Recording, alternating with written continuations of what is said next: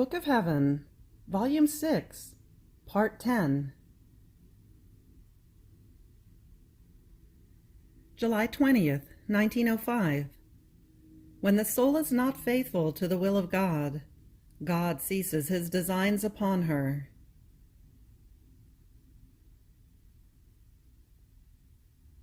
This morning, I was praying for a priest who was infirm, who had been my director, and I was thinking to myself, had he continued my direction, would he be infirm or not? And blessed Jesus on coming told me, "My daughter, who enjoys the goods that are present inside a house, certainly those who are in it, and even though someone has been there before, only those who are currently in it can enjoy them. For example, as long as a servant remains with his master, the master pays him and allows him to enjoy the goods that are in his house. And when he goes away, he calls another one, pays him, and lets him share in his goods. So I do. When something is wanted by me and is left by someone, I transmit it to someone else, giving him everything that was destined for the other. So, if he had continued your direction, given your state of victim, he would have enjoyed the goods pertaining to the state of the one who currently guides you. Therefore he would not have been infirm. And if the current guide, in spite of his health, does not obtain everything else he wants, it is because he does not do fully what I want. And even though he enjoys some goods, yet certain charisms of mine he does not deserve. July 22nd, 1905.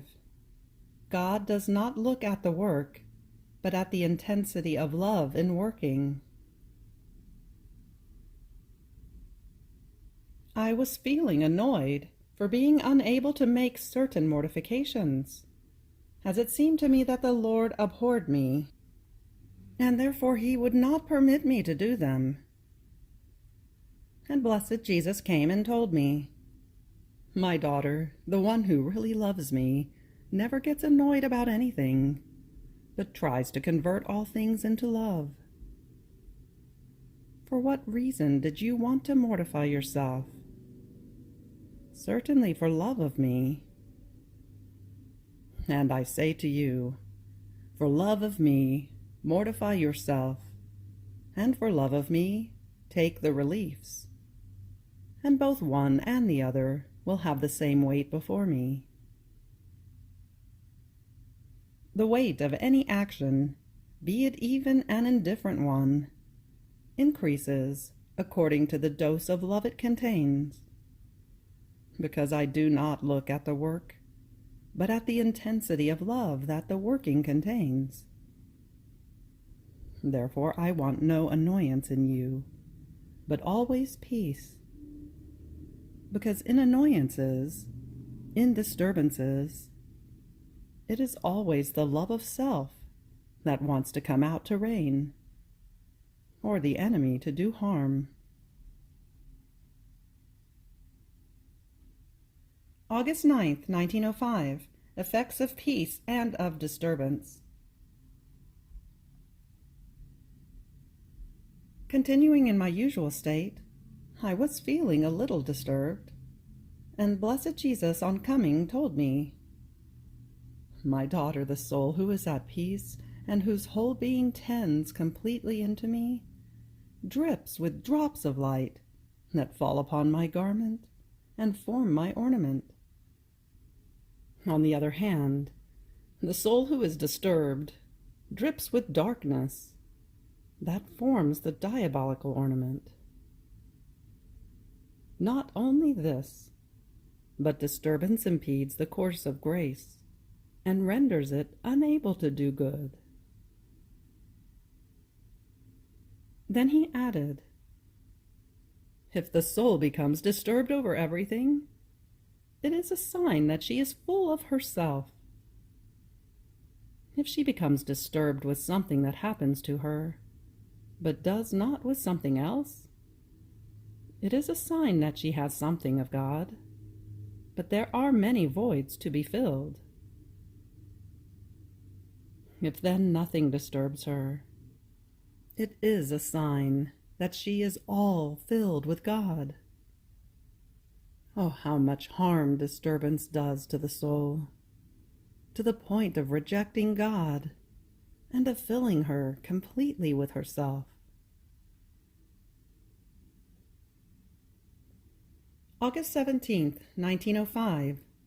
All the glory of a soul is to be told that, of everything she has, nothing is hers, but all is of God. Continuing in my usual state, I saw the Queen Mamma, who was saying to our Lord, "Come, come into her garden to delight." And it seemed that she was pointing to me. On hearing this, I felt full of blush, and I said to myself, "I have nothing good at all. How can he delight?" As I was thinking this, blessed Jesus told me, "My daughter, why do you blush? All the glory of a soul is to be told that, of everything she has, nothing is hers, but all is of God. And I in exchange say to her that everything that is mine is hers." And while he was saying this, it seemed that my little garden, that he himself had made, would unite with his, most extensive, that he kept in his heart, and they would become one, and we would delight together. Then I found myself inside myself. August 20th, 1905. Grace assumes as many images around the soul, for as many as are the divine perfections and virtues. This morning on coming, blessed Jesus told me, "My daughter, if in all of her actions the soul does everything for God, and to please God alone, grace enters into the soul from all sides, just as the light of the sun enters from all sides into a house when balconies, doors, and windows are open, and one enjoys all the fullness of the light. In the same way, the soul enjoys all the fullness of the divine light, and through the correspondence of the soul, this light keeps increasing always, until she becomes all light. But if she does otherwise, the light enters through the cracks, and in the soul everything is darkness. My daughter, to the one who gives me everything, I give everything. And since the soul is not capable of receiving my being altogether, grace assumes as many images around the soul for as many as are my perfections and virtues. So it assumes the image of beauty, and it communicates the light of beauty to the soul, the image of wisdom, and it communicates the light of wisdom, the image of goodness, and it communicates goodness, the image of sanctity, of justice, of fortitude, of power, of purity, and it communicates the light of sanctity, of justice, fortitude, power, and purity, and so with all the rest. So the soul is studded not with one sun, but with as many suns for as many as are my perfections. And these images are present around each soul, only for those who are open and correspond to them. They are all in activity, working. For those souls who are not, they are as though asleep, and little or nothing can they use of their activity. August 22nd, 1905. The one who shares with Jesus the weight of his sufferings, that is, the work of his redemption, comes to participate in the gain of the work of redemption. As I was in my usual state, my adorable Jesus came for just a little, and he transported me outside of myself. He shared his sufferings with me, and then he told me, "My daughter, when two people share together the weight of a work, together they share the compensation that they receive from that work, and both of them can do good to whomever they want with that compensation. So since you share with me the weight of my sufferings, that is, the work of my redemption, you come to share in the gain of the work of redemption. And since the compensation for our pains is divided between you and me, I can do good to whomever I want, in general and also in a special way. And you too are free to do good to whomever you want, with the compensation that is due to you. This is the gain for the one who shares my pains with me. That is conceded only to the state of victim. And it is gain for those who are closest to the victim, because being close, they can participate more easily in the goods that he possesses. Therefore, my daughter, rejoice the more I share my pains with you, because greater shall be the share of your compensation." August 23rd, 1905. If the soul does everything for God, she remains extinguished in the flame of divine love. Thinking of oneself is never virtue, but always vice. Continuing in my usual state, my blessed Jesus told me, "My daughter, if the soul does everything for me, she imitates those little moths that keep revolving around a flame and remain extinguished in that very flame. In the same way, according to whether she offers to me the fragrance of her actions, of her movements and desires, the soul revolves around me, now around my eyes, now my face, now my hands, now my heart, according to the different offerings she makes to me. And by her continuous revolving around me, she remains all extinguished in the flame of my love, without touching the flames of purgatory." Then he disappeared, and as he came back he added, "Thinking of oneself is the same as going out of God and returning to live in oneself. Moreover, thinking of oneself is never virtue, but always vice, be it even under the aspect of good." August 25th, 1905. True virtues must have their roots inside the heart of Jesus and be carried out within the heart of the creature.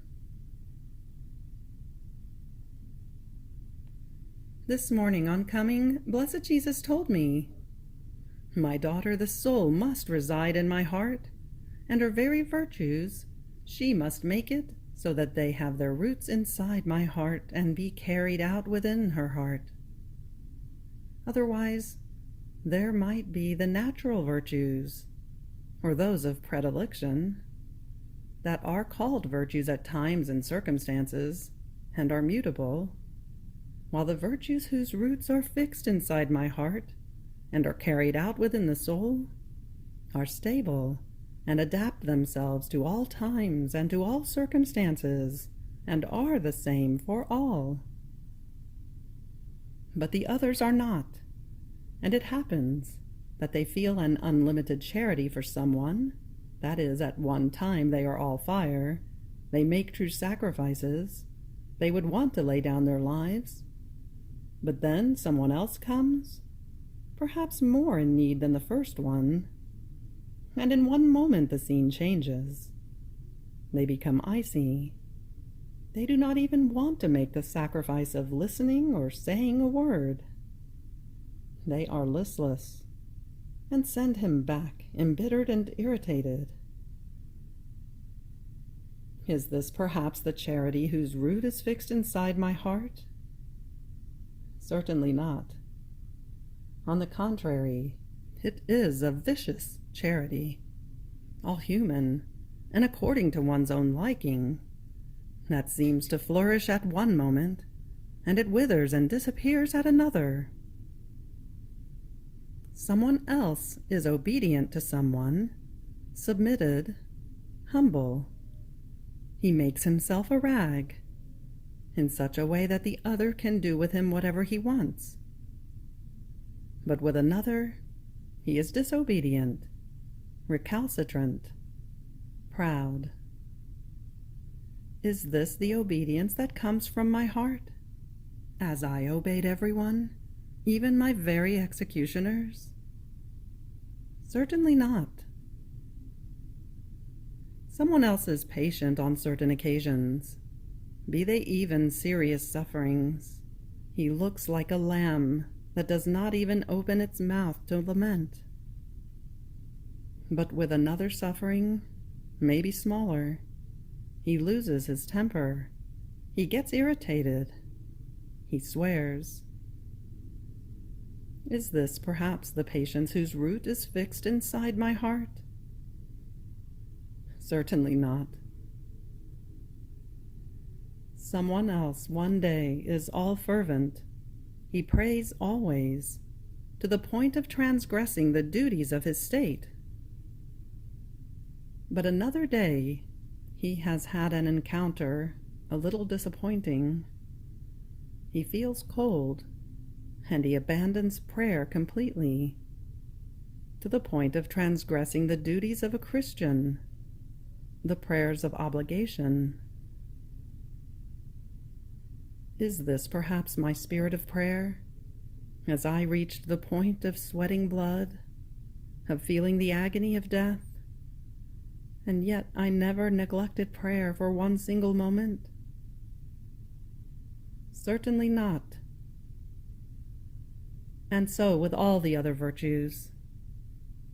Only the virtues that are rooted inside my heart and grafted into the soul are stable and lasting, and shine as full of light. The others, while they appear to be virtues, are vices. They appear to be light, but they are darkness.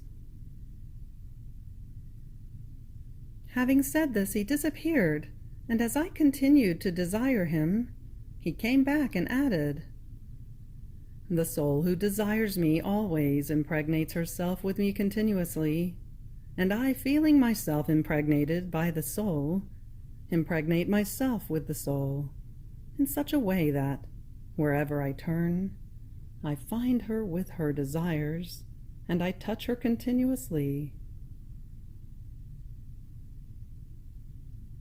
August 28, 1905.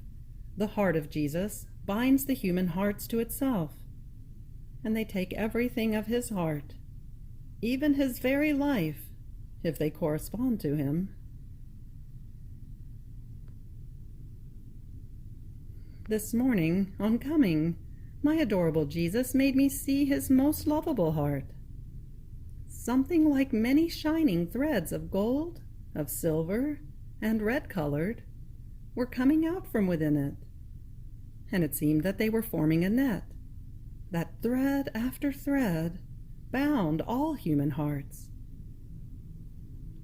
I remained enchanted in seeing this, And he said to me, "My daughter, with these threads my heart binds to itself all the affections, the desires, the heartbeats, the love, and even the very life of the human hearts, that are similar to my human heart in everything, except mine is different in sanctity.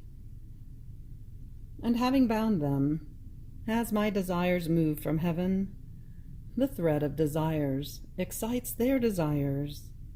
If the affections move, the thread of affections moves their affections. If I love, the thread of love excites their love, and the thread of my life gives them life. Oh, what harmony between heaven and earth, between my heart and the human hearts!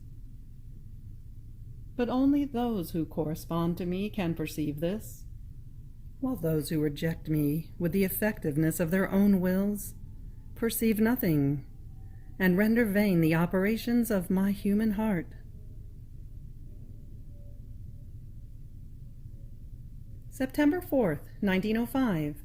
In all times, God has had souls, from whom, as much as is possible for a creature, he has received the purpose of creation, redemption, and sanctification, and who have received his goods. Continuing in my usual state, my adorable Jesus made me see his most sacred humanity, all of his wounds, his pains. And from within his wounds, even from the drops of his blood, many branches came out, loaded with fruits and flowers. And it seemed that he communicated his sufferings to me, as well as all his branches loaded with flowers and fruits. I remained surprised on seeing the goodness of our Lord in sharing all his goods with me, without excluding me from anything of all that he contained. And blessed Jesus told me, "My beloved daughter, do not be surprised at what you see, for you are not alone, nor the only one. In fact, in all times I have had souls from whom, as much as is possible for a creature, perfectly in some way, I might receive the purpose of my creation, redemption, and sanctification, and the creature might receive all the goods for which I created, redeemed, and sanctified man. Otherwise, if I did not have even one single creature in each time, my whole work would be frustrated, at least for some time. This is the order of my providence, of my justice, and of my love, that in each time I must have at least one with whom I might share all goods, and that the creature must give me everything she owes me as creature. Otherwise, why maintain the world? In one moment I would shatter it. This is precisely why I choose victim souls. Just as divine justice found in me everything it should find in all creatures, and shared with me altogether the goods it would have shared with all creatures, in such a way that my humanity contained everything, so do I find everything in the victims, and I share all my goods with them. During the time of my passion, I had my dearest mother, who, while I shared all my pains and all my goods with her, was most attentive as creature, on gathering within herself everything that creatures were to do for me. Therefore, in her, I found all my satisfaction and all the gratitude, the thanksgiving, the praise, the reparation, the correspondence that I was to find in everyone else. Then came Magdalene, John, and so on, in all the times of the church. And so that these souls might be more pleasing to me, and I might feel drawn to give them everything, first I anticipate them, and then I ennoble their souls, bodies, traits, and even their voices, in such a way that one single word has so much strength. It is so gracious, sweet, penetrating, that it moves my whole being to compassion and tenderness. It changes me, and I say, "Ah, this is the voice of my beloved. I cannot do without listening to her." It would be as though wanting to deny what she wants to my very self. If I were not to listen to her, I would have to take away from her the will to speak. But as for sending her back empty-handed, never.